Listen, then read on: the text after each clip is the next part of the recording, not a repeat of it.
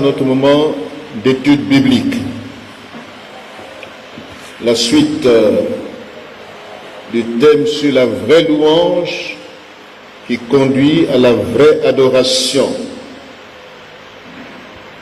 Et comment nous pouvons demeurer dans cette vraie louange de manière continuelle. Nous pouvons nous tenir debout ensemble et puis nous allons lire la parole du Seigneur. Le sous-thème que nous abordons ce soir, c'est le regard de Dieu. Le dire de Dieu sur ma vie et sur ta vie. Ce regard et ce dire doivent nous motiver à demeurer dans la louange et dans l'adoration. Car le regard de Dieu est un regard positif. Dieu, en me voyant, me voit au travers du sang de l'agneau. Dieu donne du prix à ma vie, de la valeur à ma vie.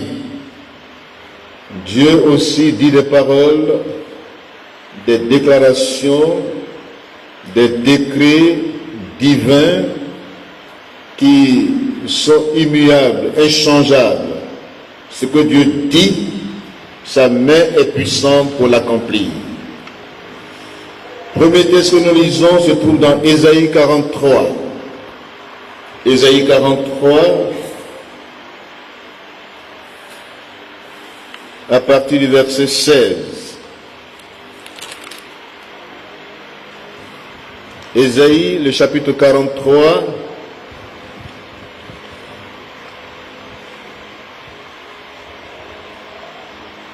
même quand nous lisons au début, ce que Dieu dit au début. Ainsi parle maintenant l'Éternel qui t'a créé. Ô Jacob.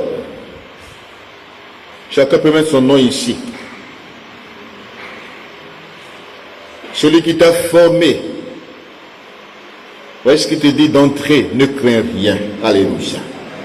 Ne crains rien car je te rachète. Je t'appelle par ton nom.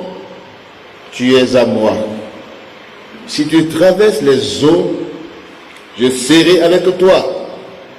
Et les fleuves, ils ne te submergeront point.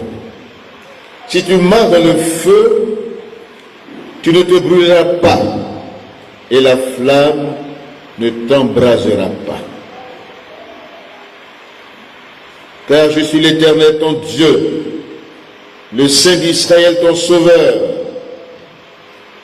Verset 4, parce que tu as du prix à mes yeux. Alléluia. Parce que tu es honoré et que je t'aime. Alléluia. Ne crains rien. Verset 16. Ainsi parle maintenant l'Éternel, qui fraya dans la mer un chemin, et dans les eaux puissantes un sentier, qui mit en campagne des chars et des chevaux, une armée de vaillants guerriers soudain couchés ensemble pour ne plus se relever. Verset 18, ne pensez plus aux événements passés, et ne considérez plus ce qui est ancien. Voici, je vais faire une chose nouvelle, sur le point d'arriver. Ne la connaîtrez-vous pas? Je mettrai un chemin dans le désert et des fleuves dans la solitude. Verset 21. Le peuple que je me suis formé publiera mes louanges. Amen. Que Dieu bénisse sa parole. La parole de Dieu est d'abord prophétique. C'est l'esprit de prophétie qui a inspiré la parole de Dieu. Et c'est un décret. La déclaration que Dieu fait ici est un décret divin, inchangeable. Donc ce que Dieu dit, sa main est puissante pour l'accomplir. Et la parole de Dieu est d'actualité. Il faut s'identifier à la parole de Dieu. Quand Dieu parle, il ne parle pas comme ça, de manière générale, mais il s'adresse à chacun. Dieu parle de manière spécifique, de manière directe. La parole de Dieu parle au cœur de l'homme. Ce soir, Dieu te dit, c'est lui qui t'a créé. Dieu qui t'a formé. Il te dit d'entrer, ne crains rien. Amen. Le mot ne crains rien apparaît 365 fois dans la Bible, sinon 366 fois dans la Bible. Dans l'année, chaque jour, Dieu te dit, ne crains rien. Je suis avec toi. Je t'appelle par ton nom. Tu es à moi. Même si tu traverses les profondeurs des eaux qui veulent te submerger, qui veulent t'engloutir, Dieu te dit, je suis avec toi. Ils ne te submergeront point. Si tu traverses, si tu marches dans le feu, comme Daniel et comme les amis de Daniel, tu ne te brûleras pas. C'est sur cette parole que les Daniel et ses amis sont appuyés. Parce que la foi vient de ce qu'on entend. Et ce qu'on entend vient de la parole de Dieu. La foi est basée sur les Écritures saintes. Ce soir, ensemble, comprenons le dire de Dieu sur notre vie. Ce que Dieu dit est important. Ne pas se rappeler des événements du passé, c'est important d'oublier le passé douloureux. Dieu sait pourquoi il te dit, mon fils, ma fille, ne perds pas ton temps sur les choses que Dieu a déjà oubliées. Amen.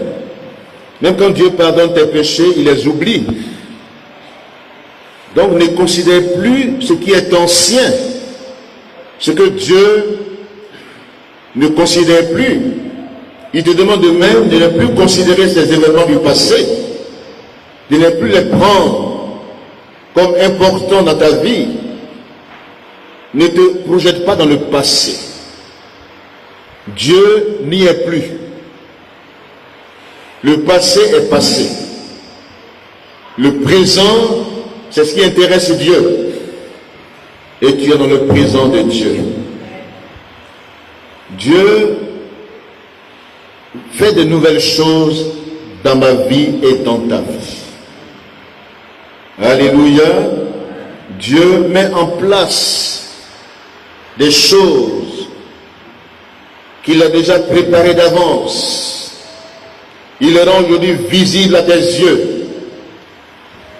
Dieu est en train de reconstruire tout ce qui a été affecté par l'ennemi. Dieu est en train de te reconstruire. Dieu est en train de faire et de poser des fondements nouveaux dans ta vie. Si hier, il y a eu des situations qui t'ont éprouvé, où tu as été humilié, aujourd'hui Dieu dit, je mets fin à toutes ces situations humiliantes, déshonorantes.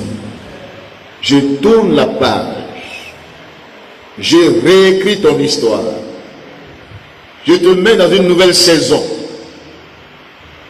Dieu te dit, mon fils, ma fille, je te mets et je t'accorde un nouveau souffle dans ta vie. Une nouvelle fraîcheur spirituelle. Alléluia.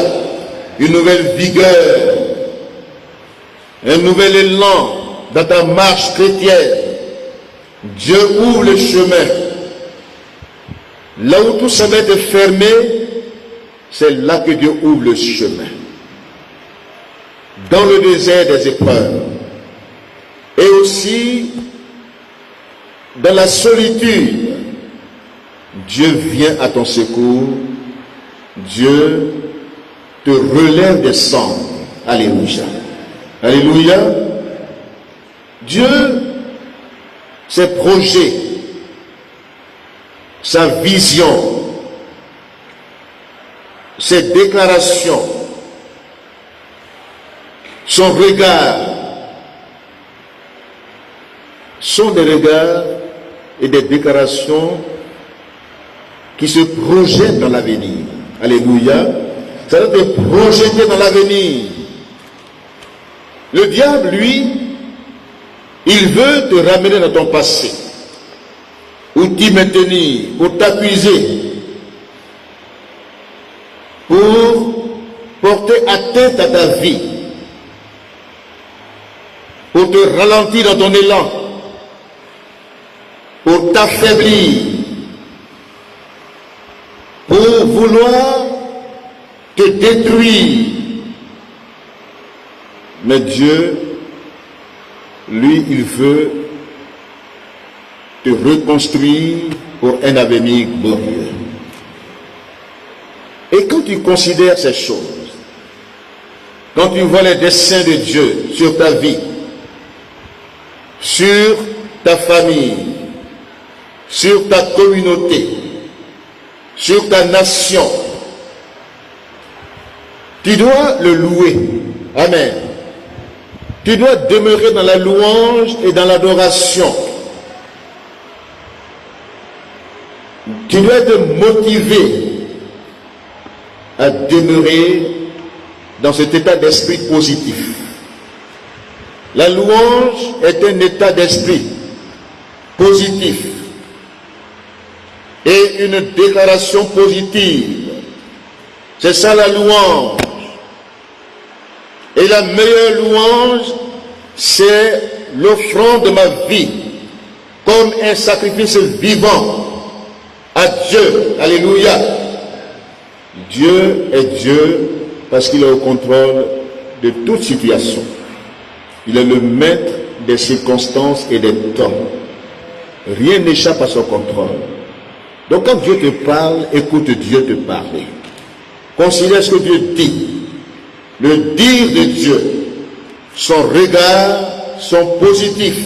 Amen. Quand nous lisons dans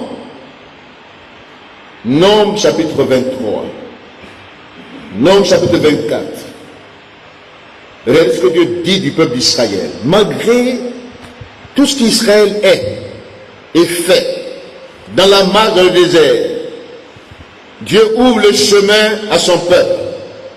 Dieu trace le chemin. L'ennemi se met au travers du chemin. Mais Dieu te donne la possibilité d'y arriver.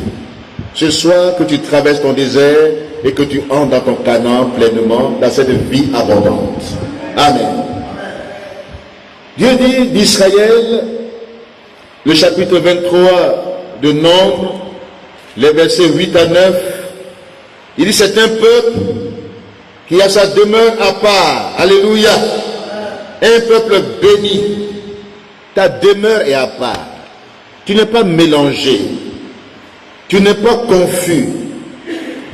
Même Balaam a été envoyé pour maudire Israël. C'était sa mission.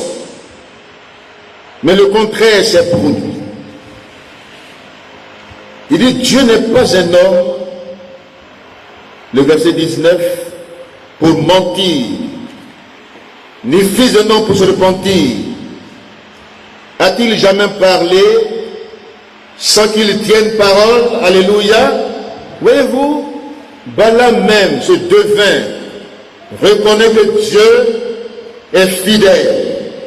Ce qu'il dit, sa main est puissante pour l'accomplir. Alléluia.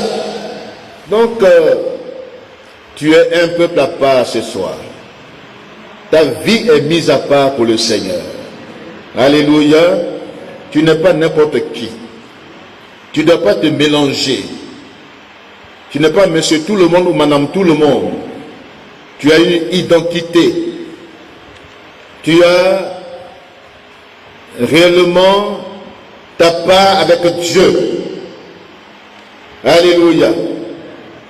Le verset 21 à 23 dit ceci.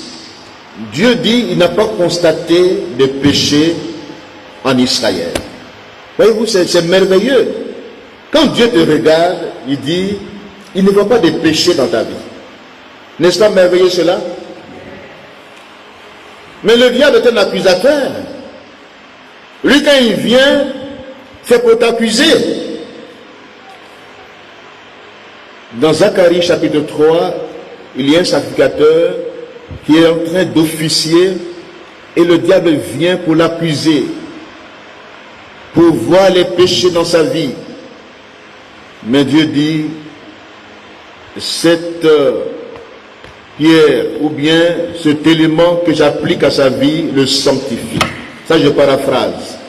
Amen. Donc Dieu a un regard positif sur ta vie. Un regard positif sur ta vie. Alléluia. Le regard de Dieu, le dire de Dieu, c'est un dire, c'est un regard positif. Et quand tu sais cela, et quand tu es conscient de cela, ta vie demeure dans la louange à Dieu, dans l'adoration. Dieu ne constate pas de péché dans ta vie. Il ne trouve pas de mal en toi. Oui, l'Éternel, ton Dieu, est avec toi. Alléluia. Dans même tes rangs même, dans la communauté, doit retentir l'acclamation royale, la louange à ce Dieu tout-puissant. Alléluia. Donc, il est important de comprendre cela. Quand Dieu te regarde, il te regarde au travers du sang de l'agneau. Amen. Pas sur la base des mérites, pas sur la base de ta propre justice. Nous voulons qu'on lise Zacharie chapitre 3. Il me fit voir Josué, le souverain sacrificateur, debout devant l'ange de l'Éternel, et Satan, qui se tenait à sa droite pour l'accuser. L'Éternel dit à Satan, que l'Éternel te réprime. Ce soir, que l'Éternel réprime le diable et ses démons. Satan, que l'Éternel te réprime. Lui qui a choisi Jérusalem. Dis ce soir, lui qui m'a choisi. Je suis enfant de Dieu. N'est-ce pas un tison arraché du feu? Or, Josué était couvert de vêtements sales. Il se tenait debout devant l'ange. L'ange prenant la parole, dit à ceux qui étaient devant lui, ôtez-lui les vêtements sales. Puis il dit à Josué, vois, je t'enlève ton iniquité, je te revêt d'habits de fête. Alléluia. Alléluia. Dieu te revêt d'habits de fête. Les vêtements sales sont ôtés de ta vie. Dieu ne vient pas pour condamner, pour accuser. Non. Ça, c'est le rôle de Satan. C'est un accusateur des frères. Mais Dieu vient pour ôter le péché et le vêtement sale de ta vie. Et son regard sur ta vie est un regard positif. Amen. Dieu ne constate pas de mal, de péché dans ta vie. Alléluia. Dieu t'a fait sortir d'un contexte. Sa puissante main. Dieu est tout puissant pour te délivrer. Alléluia. Pour te sauver. Et il dit ensuite que l'enchantement, verset 23, l'enchantement ne peut rien contre Israël. Ce sont des paroles fortes. Ni la divination. Lisons ces textes pour que chacun s'imprègne de la vérité biblique. Nombres chapitre 23, verset 23. Et c'est pourquoi notre foi doit être basée sur le dire de Dieu. Même la théologie que nous faisons, c'est le dire de l'homme sur le déjà dit de Dieu. Alléluia. Dieu a déjà parlé et les hommes veulent interpréter ou bien veulent argumenter, mais ils demeurent, ils affirment ce que Dieu a déjà dit. Alléluia.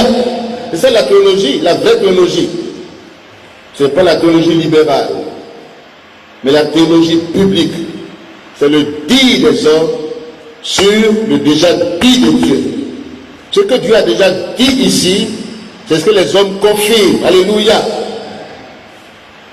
Nombres chapitre 23, verset 23. L'enchantement ne peut rien contre ta vie. Amen. Ni la divination, ni les horoscopes, ni les mauvais sorts, les mauvais souhaits, les mauvaises attentes n'ont aucun effet sur ta vie. Les malédictions sans cause n'ont aucun effet sur ta vie. Les paroles méchantes dites sur ta vie, des paroles programmées par les agents de Satan n'ont aucun pouvoir sur ta vie. Déclaration de l'Éternel. Qu'est-ce que nous voulons choisir? Est-ce la déclaration des hommes, les spéculations, même les révélations humaines, ou la parole de Dieu? Ce soir, sache que toute main ennemie n'a aucun pouvoir sur ta vie. Toute manigance satanique, toute programmation satanique, tout décret satanique n'a aucun pouvoir sur ta vie. Ces décrets sont nuls et de nul effet sur ta vie. Amen. Voyez-vous, quand tu comprends ces choses, quand tu saisis ces choses, ta foi est forte. Quelqu'un se lève, il veut te maudire. Quelqu'un se lève, il fait des enchantements. Il va au devant de la divination, des pratiques mystiques occultes. Il pense avoir. Toute âme forgée contre ta vie est sans effet. Toute âme forgée contre ta vie n'a aucun effet. Même les langues méchantes n'ont aucun pouvoir sur ta vie. Ça, c'est le dire et le regard de Dieu sur ta vie. Alléluia.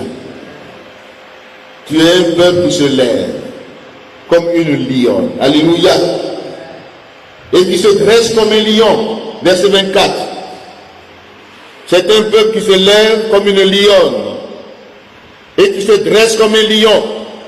Alléluia. Les lionnes, c'est elles qui chassent. Et les lions, ils mènent la garde.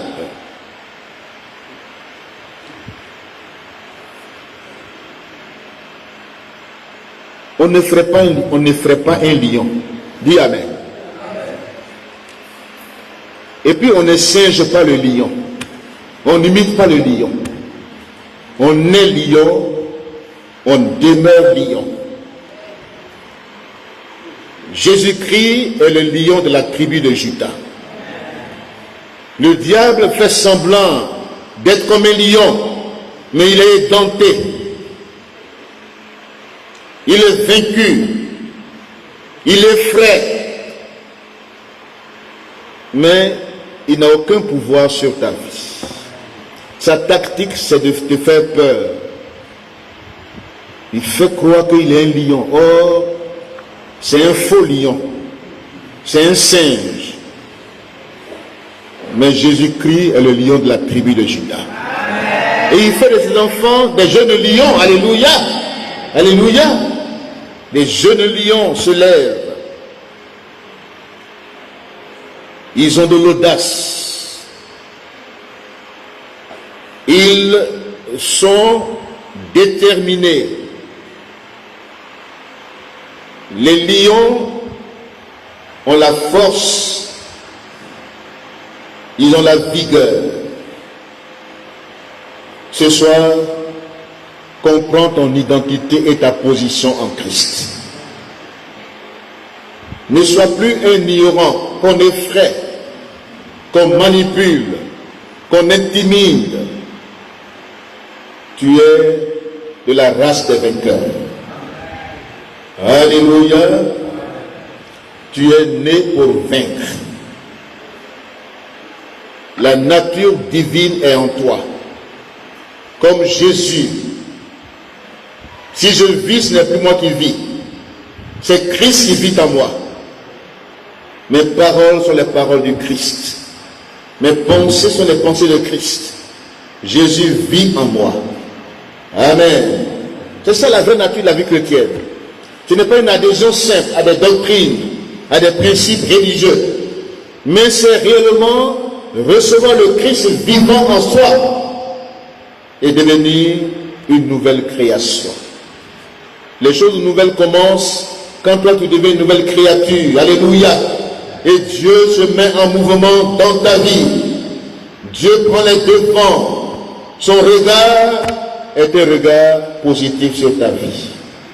Quand Dieu me regarde, quand Dieu te regarde, il te regarde au travers du sang de l'agneau.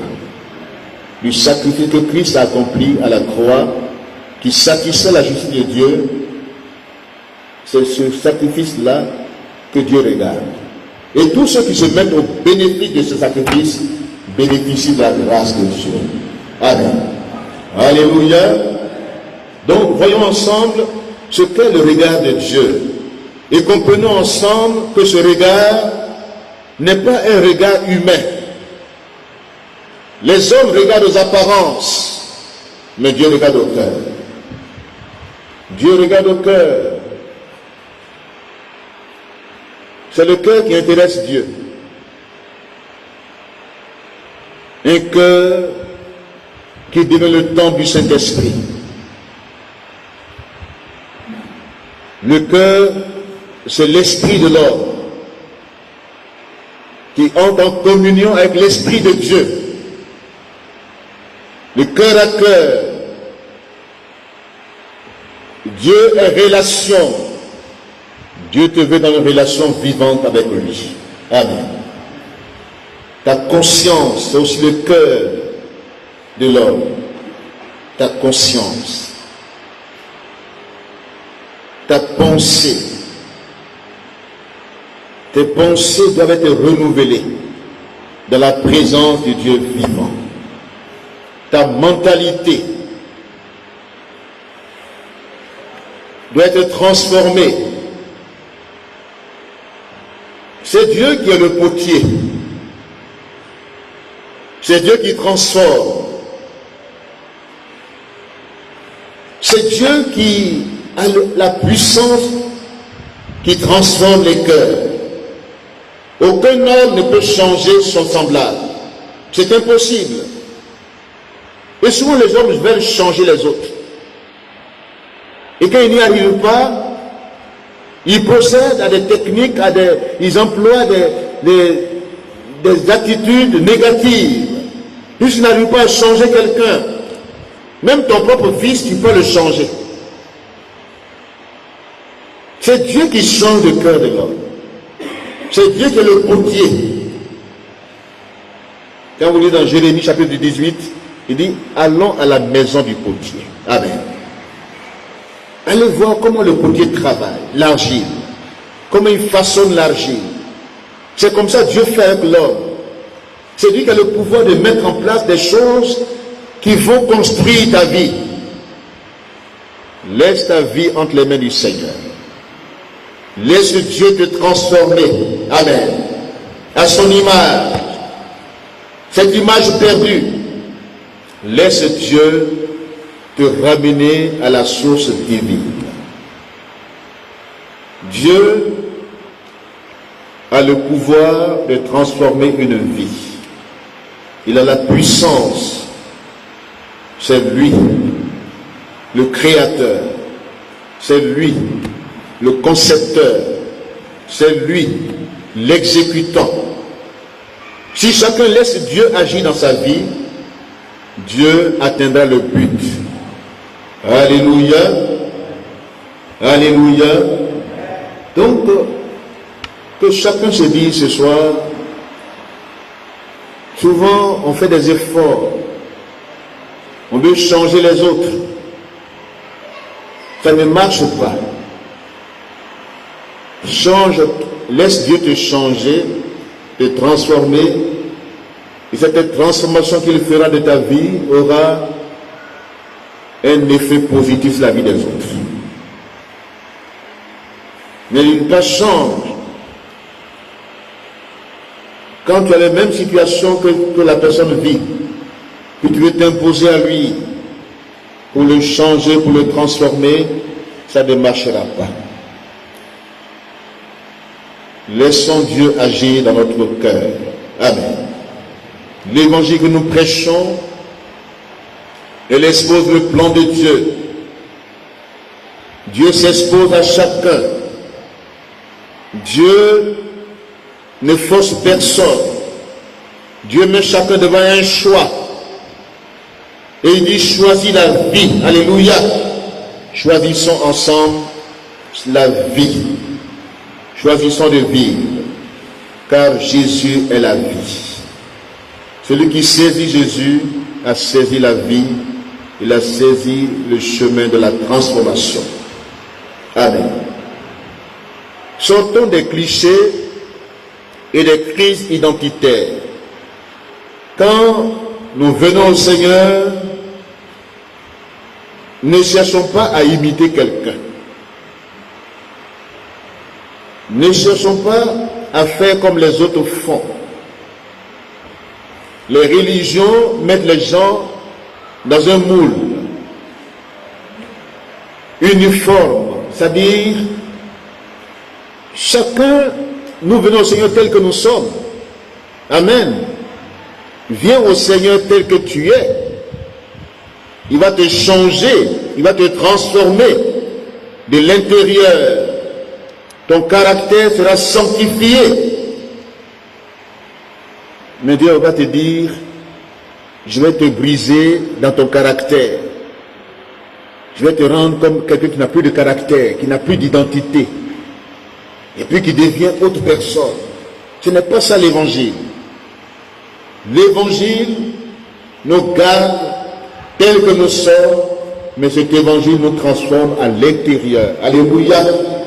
L'apôtre Pierre était un homme impulsif. Il était prêt à agir. C'est une qualité qu'il a, même s'il fait des gaffes. Mais Jésus, en venant vers lui, dit, Pierre, tu es ce Pierre-là. Je te connais dans ton identité, mais je ferai de toi un pêcheur d'âmes. Alléluia. Je vais te transformer de l'intérieur pour faire de toi un instrument entre mes mains. Paul est resté tel. Mais ce qui a changé dans sa vie, c'est qu'il a été délivré de la puissance du péché. Amen. C'est ce que Dieu fait. Quand il vient à toi, il te connaît dans ton identité vraie. Si nous sommes dans cette crise identitaire, d'imitation, de vouloir paraître, et que nous n'acceptons pas que Dieu nous transforme, son dire et son regard, nous ne le comprenons pas. On peut comprendre le regard de Dieu et le dire de Dieu sur ma vie. Si j'adopte une identité autre que la mienne et que je veuille plaire à quelqu'un, je serai un hypocrite. Un simple hypocrite. Les crises identitaires nous avilissent, nous dénaturent et nous maintiennent dans des prisons et des cachots, des barrières invisibles. Il y en a qui sont soi-disant chrétiens et ils sont dans une crise identitaire. Ils n'ont pas été délivrés. Ils veulent s'améliorer. Ils pensent que Dieu vient pour les améliorer. Non. Et ils sont dominés dans leur mentalité. Parce que c'est au niveau de l'esprit que ça commence, le changement. Ça commence là, dans l'esprit, dans la mentalité des hommes. Mais si je vis une crise identitaire, et je le répète souvent, il y a 3 identités en chacun d'entre nous. Il y a 3 identités, 2 sont fausses. il y a une seule qui est vraie. L'identité que tu vois de toi-même n'est pas vraie. Amen. Ce que tu dis de toi-même, ce que tu vois en toi-même, le dire, ton dire sur toi-même, ta vision sur toi-même, elle est fausse. Elle est fausse. Parce qu'elle te maintient dans un cachot, dans un complexe. Tu es complexé. Complexe d'infériorité ou de supériorité. C'est une fausse identité que tu cultives. Tu n'es pas vrai. La deuxième fausse identité, c'est celle que les autres voient en toi. Ce qu'ils disent de toi, ce qu'ils voient en toi. C'est une fausse identité. Et beaucoup de personnes sont trompées dans cette fausse identité. Parce qu'il faut que tu sois bien pour que les hommes t'apprécient. Il faut que tu fasses plaisir aux gens pour qu'ils disent, ah, il est bien, il est ceci ou cela. Et tu vas devenir un imitateur. Et tu vas développer une fausse identité. La vraie identité, c'est celle que Dieu voit en toi. Amen. Alléluia. Quand Dieu te voit, lui, il voit le meilleur dans ta vie. Alléluia. Ce qui m'a transformé, ce qui m'a changé, ce n'est pas le dire des hommes. Ce n'est pas le regard des hommes. Ce n'est pas mon propre regard sur moi-même. Mais j'ai entendu le dire de Dieu sur ma vie. Amen. Et j'ai vu le regard de Dieu. J'étais couvert, comme Zacharie, comme Josué aussi couvert d'habits sales. Et quand Dieu m'a vu, Satan veut m'enfoncer. Il veut me détruire. Mais Dieu a dit, j'ai ôté l'habit sale. Ma propre justice a été ôtée. Et désormais, c'est la justice du Seigneur qui conditionne ma vie. Amen. C'est là que ça commence.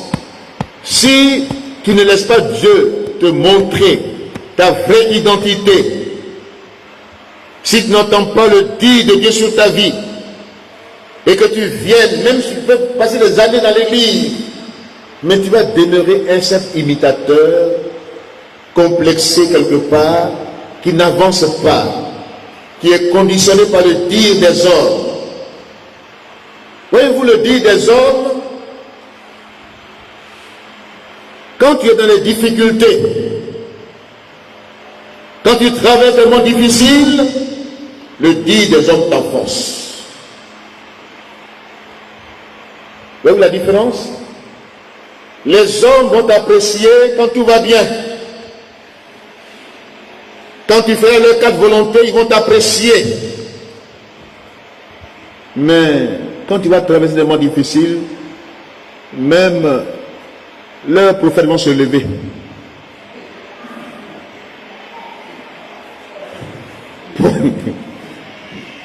Les prophètes de malheur vont se lever. Pour dire voilà ce qui lui arrive là, c'est parce que il a fait ça. Il a fait ça. On aime juger les autres. On aime les condamner. Comme si nous-mêmes on était justes. Quand il travaille des moments difficiles, le dire des hommes vient parce qu'il joue le jeu du diable. Le diable saisit l'occasion parce que tu l'as surpris en te démarquant, en le quittant. Il n'est pas content. Et les épreuves que tu traverses sont une occasion que Satan suscite pour t'enfoncer. Et puisqu'on n'entend pas sa voix, il passe par les hommes pour parler. Il dit voilà, il est sale, il a fait ceci ou cela. C'est pourquoi même cette maladie lui est arrivée. C'est pourquoi cette épreuve, maintenant il traverse cette épreuve. C'est pourquoi telle ou telle chose arrive. Ah, on ne sait pas. Vraiment, dans cette famille-là, on ne comprend rien. Dans cette communauté, on ne comprend rien. Tout ce qui arrive, c'est la conséquence de leur péché. Mais j'aimerais te dire une parole d'espoir. Quand tu travailles des difficultés, le dire de Dieu vient pour te relever. Amen. Le dire de Dieu te relève.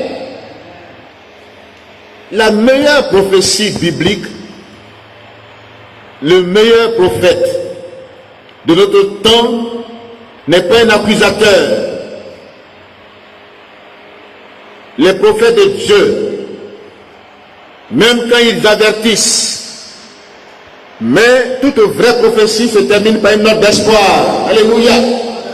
Mais pas une note de fais attention, tu vas voir, te menacer, t'intimider. Ce n'est pas Dieu qui parle ainsi.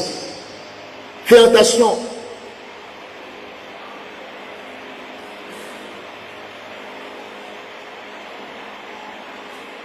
L'esprit de prophétie, le don de prophétie, selon 1 Corinthiens 14, verset 3, la prophétie vient pour exhorter. Amen.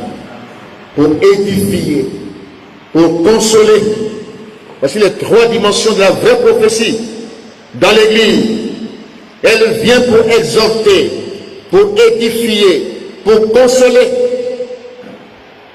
Elle ne vient pas pour condamner. Elle ne vient pas pour enfoncer. Nous sommes dans la guerre spirituelle. Regarde dans une armée, quand quelqu'un est blessé dans le combat, ses frères d'armes viennent pour le secourir, viennent pour le relever. Mais l'Église est la seule armée où on enfonce les blessés. L'Église est la seule armée où quand quelqu'un est blessé, on dit voilà, on a trouvé l'occasion de l'écarter, de l'enfoncer. Parce qu'il pensait qu'il était fort. Maintenant le voici.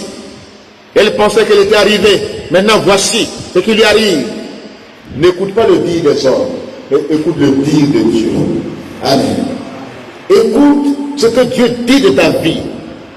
Même quand tu es tombé plus bas, Dieu a la capacité de te relever. Alléluia. De te restaurer, de te rétablir. C'est Dieu qui agit ainsi. Que Dieu nous aide. Le regard de Dieu et le dire de Dieu sont positifs. Dieu n'est pas dans le négativisme. Dieu n'y est pas dans les jugements actifs, dans les condamnations, dans les accusations. Dieu n'y est pas. Jésus est venu, non pour condamner, non pour juger, mais il est venu pour sauver, pour relever, pour restaurer, pour guérir ceux qui ont le cœur brisé. Beaucoup de personnes ont été brisées par des situations terribles dans la société. Les cœurs sont brisés par le rejet, par toutes sortes de situations qu'ils ont traversées. Ces situations les ont touchés dans leur fond intérieur. Jésus, son esprit vient pour guérir ceux qui ont le cœur brisé. Amen. Ce n'est pas l'esprit de Dieu aujourd'hui. Les gens pensent que leur onction maintenant, c'est pour blesser, pour condamner. Non. La vraie onction de Dieu, elle vient pour guérir ceux qui ont le cœur brisé. Pour libérer les captifs. Alléluia. Alléluia. Donc le dire de Dieu, la vision de Dieu, quand tu es dans les difficultés, Dieu ne vient pas pour t'enfoncer, pour dire c'est fini. Non. Avec Dieu, ce n'est jamais fini. Amen. Avec Dieu, ce n'est jamais fini. Alléluia. C'est avec Satan et les hommes qu'on dise maintenant, c'est fini. On l'a eu. Non.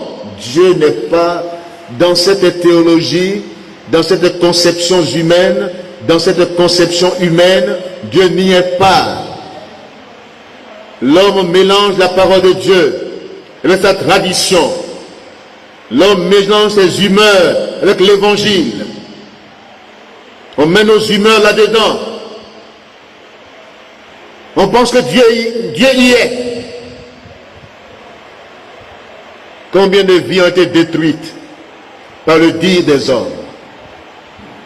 combien de personnes ont été détruites par des paroles qu'elles ont entendues. C'est pourquoi j'aimerais te dire ce soir que tes paroles, que tes pensées à l'égard de toi-même et à l'égard des autres soient des paroles constructives. Amen. Soient des paroles qui relèvent les autres, qui édifient les autres, qui construisent leur vie.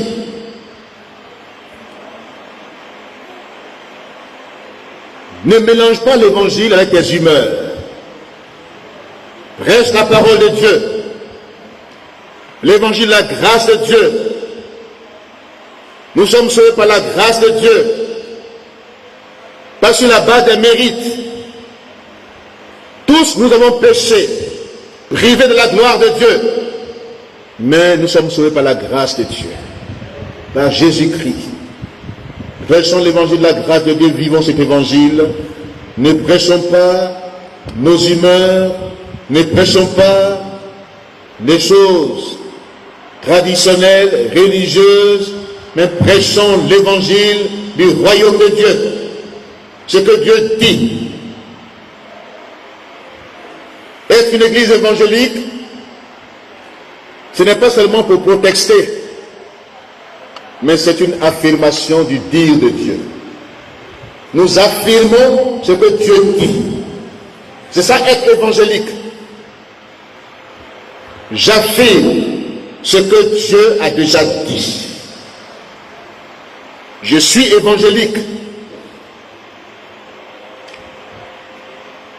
Je suis biblique. Ce n'est pas aujourd'hui la terminologie évangélique aujourd'hui a perdu son sens. Et on voit que dans les pratiques, dans le dire, dans la conception, on n'est pas évangélique.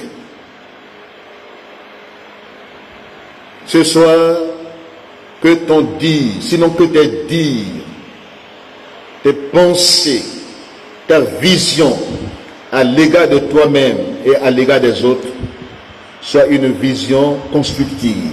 Alléluia. Alléluia. Dieu a dit à Paul, je t'ai choisi pour que tu ailles et que tu fasses sortir des hommes, je paraphrase, des ténèbres à ma lumière, de la puissance de Satan à celle de Dieu. Qu'il y ait réellement un changement de camp. Ne mettons pas les gens dans le camp de l'ennemi. Ne les ramenons pas dans le camp de l'ennemi. Vous savez pourquoi les gens se suicident? Vous savez pourquoi les gens se suicident, ceux qui n'ont pas Dieu? Ce sont le dire et la conception des hommes et le dire de Satan sur leur vie qui fait qu'ils sont déçus. Ils veulent mettre fin. Satan leur dit, mais ce n'est pas la peine. Mets fin à ta vie, tu es courageux. Là, comme ça, les problèmes là, tu n'as plus de problème. Or, le suicide est un échec. C'est une irresponsabilité. C'est une démission. C'est une crise identitaire. C'est un refus d'affronter la réalité. C'est une faiblesse psychologique. Mettre fin à sa vie.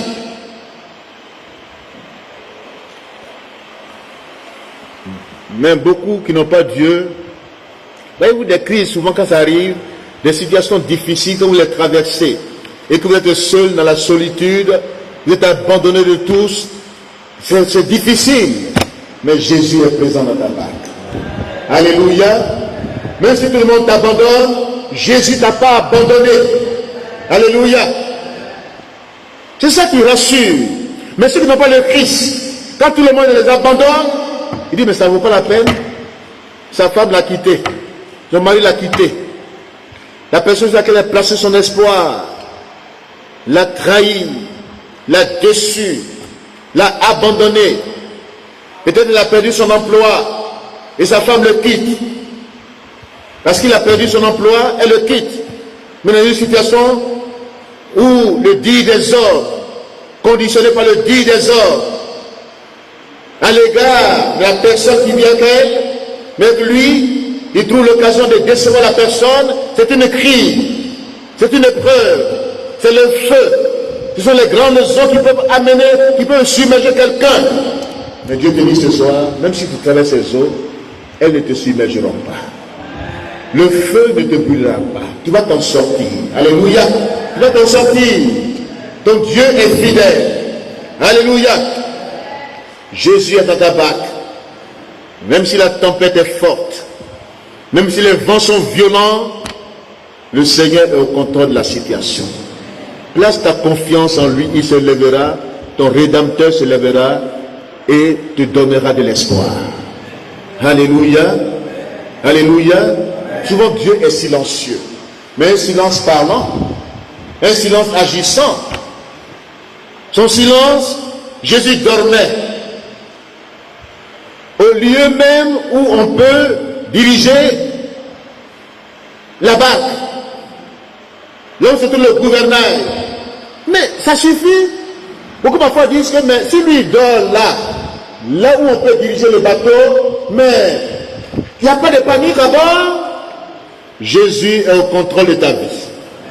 Il est dans ta barque. Non seulement il est dans ta barque, mais il est au gouvernail. Ne regarde pas aux tempêtes, aux vents violents, mais te regarde fixé sur Jésus, le chef et le consommateur de la foi, qui l'amène à la perfection. Alléluia. Que nos regards soient fixés non sur les hommes, non sur les circonstances de la vie, non sur les situations, mais que nos regards soient fixés sur le Maître, sur Jésus. Les hommes peuvent te décevoir, mais Jésus-Christ ne te décevra jamais. Il demeure fidèle, il demeure loyal, il demeure le même. Alléluia. Son amour ne change pas à ton égard. Jésus t'aime. Il dit, puisqu'il aime, puisqu'il t'aime, il vient pour te secourir. Tu traverses un moment difficile, un moment d'épreuve, et regarde autour de toi. Ceux qui s'attroupaient hier autour de toi ont disparu. Tu sembles être seul aujourd'hui. Ceux qui profitaient de toi ont disparu. Ceux qui regardaient parce que tu avais une position quelque part, tu ne le vois plus. On te voit comme un étranger aujourd'hui, comme si on ne te connaissait plus. Mais Jésus est présent dans ta vie. Alléluia. Jésus est au contrôle. Que Dieu nous aide. Que nos paroles, que nos pensées à l'égard des autres soient des paroles positives, soient des pensées positives. Ne soyons pas de ceux qui ont des intentions inavouées, qui font des choses à dessein, de nuire à la vie des autres. Ils ont des attentes négatives, des mauvais souhaits. Ils attendent que vous soyez dans la difficulté, pour que vous voyez leur vrai visage. Mais le visage de Dieu rayonne dans les difficultés. Alléluia. Dieu fait rayonner encore son visage et fait rayonner ton visage dans les difficultés. Tu dois t'en sortir. Écoute le dire de Dieu et le regard de Dieu. Place en lui ta confiance, il agira. Amen. Dieu n'abandonne jamais. Vraiment, Dieu n'a jamais abandonné l'homme. Même quand tu ne le connaissais pas, il ne t'a pas abandonné. Il t'a cherché. Il t'a poursuivi par son amour. Il t'a atteint par son amour. Si Dieu m'avait abandonné dans les griffes du diable, je ne serais pas de ce monde. Ou même je le fuyais. Ou même je l'ai renié devant tous. Dieu n'est pas un homme pour dire, il a fait, ça va voir. Non. Nous tous devons porter son nom, blasphémer son nom devant tous. quand je pense d'où Dieu m'a sorti, mais si Dieu m'avait lâché un instant, Satan m'aurait détruit. Mais Dieu m'a poursuivi par son amour. Je le fuyais. Je le dénigrais devant tous. Je l'ai renié. Je me suis rebellé contre lui. Mais Dieu n'a jamais dit, c'est fini. Ou bien, il mérite ce qui lui arrive. Dieu n'a jamais dit cela. L'ennemi voulait... C'est là qu'il a compris la puissance de Dieu. Dieu, il contrôle même le diable. Amen. C'est lui qui permet au diable d'avoir porté sur telle ou telle situation. Sinon, Satan n'a aucun pouvoir. Même sur les pécheurs. Quand je réfléchis souvent, il dit, Dieu a tendu la main, il a poursuivi des gens qui l'ont refusé et qui sont jetés dans la main de Satan. Ce n'est pas la faute de Dieu. Dieu aime l'humanité. Dieu nous aime tous au même niveau. Dieu nous poursuit par son amour. Mais il y en a qui restent dans la fuite, dans la rébellion, dans la résistance à l'amour de Dieu. Et puisqu'ils ne connaissent pas le temps où Satan qu'ils veulent servir peut nuire à leur vie, ils ne savent pas. Quand on voit les fous dans la rue, il y a un temps où Dieu les a poursuivis. Ils n'ont pas voulu. Dieu a donné des occasions de conversion. Ils ont refusé. Leur incrédulité a agi. Ils sont mis dans la main de Satan pour le servir. Et Satan a eu raison de leur vie. Parce qu'ils ont rejeté leur Créateur. Ils sont jetés dans la main de Satan. Et Satan maintenant il ne peut pas les tuer. Il ne peut pas les détruire. Comme ça. Il veut habiter leur corps. Remplir leur corps de démons. Pour ne plus qu'ils réfléchissent même à la notion de Dieu. Dieu nous poursuit par son amour. Dieu nous aime. Jusqu'au bout. L'homme ne sait pas quand. Une situation peut le surprendre. La drogue peut rendre fou quelqu'un. Peut détruire sa vie. Les pratiques mystiques occultes peuvent entraîner la folie. Et les hommes ne savent pas cela. Satan, ils vont se jeter dans sa main. Et Satan trouve l'occasion de les faire sortir d'eux-mêmes et de les remplir des démons et de les manipuler, de les téléguider. Même malgré dans la folie, Jésus est parti sauver le fou de Gadara. Même dans la folie, Dieu peut sauver à tout le temps. Avec Dieu, ce n'est jamais perdu. Les fous qui sont dans la rue, Jésus vous aime. Alléluia. Il peut les sauver toujours par des grandes croisades d'évangélisation, par l'action de l'Église. Ces personnes peuvent être délivrées. Mais si l'Église se préoccupe de ses intérêts égoïstes, si l'Église n'a pas le temps pour les perdus, ces gens-là, Satan se ride. Satan est content de les voir aller en enfer. Ces jeunes gens livrés à eux-mêmes dans des pratiques mystiques occultes, la drogue, la boisson et tout sortes de vices. Et si l'Église ne réagit pas et les laisse ainsi, et que l'Église dit que ce n'est plus la peine, c'est fini. Quand un chrétien parle comme ça, c'est qu'il ne connaît pas la puissance libérative du Seigneur.